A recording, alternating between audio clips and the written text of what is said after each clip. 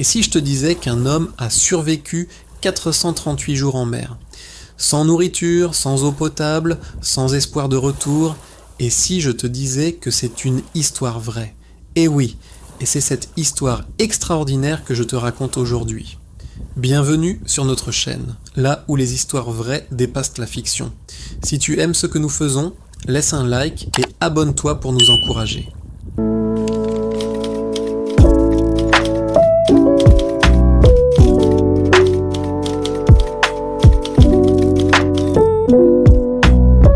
Nous sommes le 17 novembre 2012, côte du Mexique.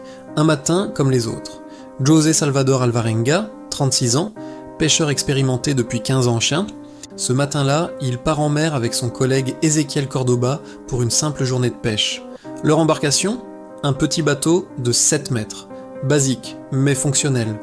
Provision pour 2 jours maximum. Rien d'extraordinaire. Une sortie de routine. Mais en quelques heures, l'impensable se produit. Tout bascule. Une tempête violente surgit de nulle part. Le ciel devient noir en quelques minutes. Les vagues atteignent 5 mètres de hauteur.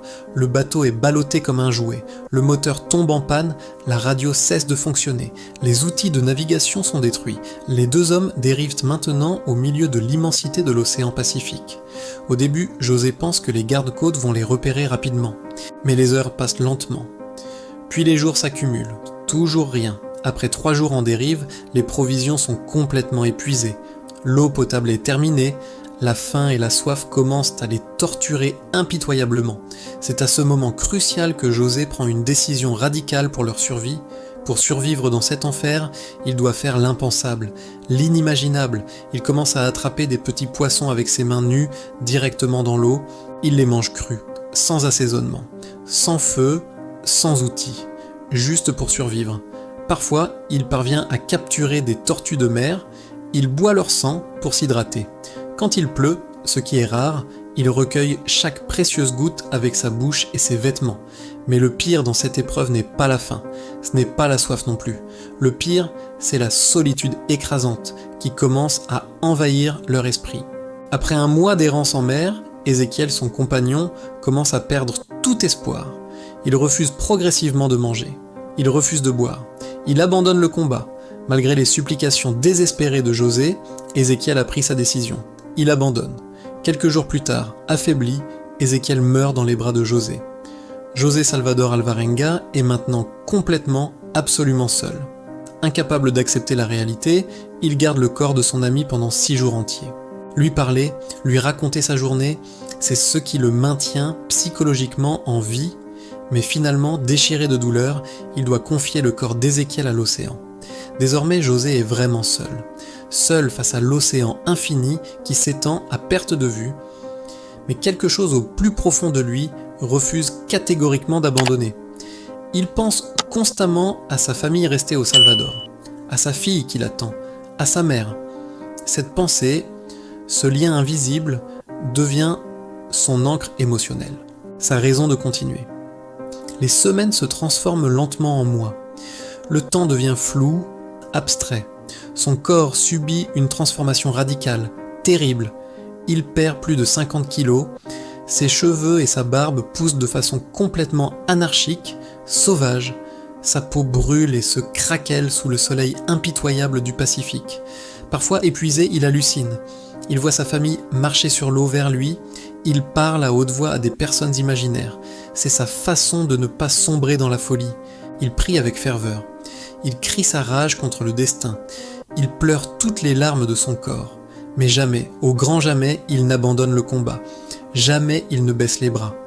À plusieurs reprises, durant sa dérive, il aperçoit des navires cargo ou des bateaux au loin.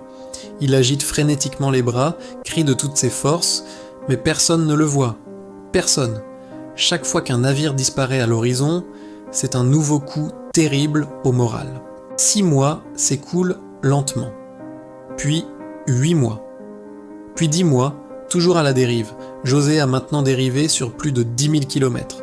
Son petit bateau de pêche de 7 mètres a traversé l'intégralité de l'océan Pacifique. Contre toute attente, il a développé un incroyable système de survie, jour après jour. il chasse les oiseaux de mer qui se posent sur son bateau.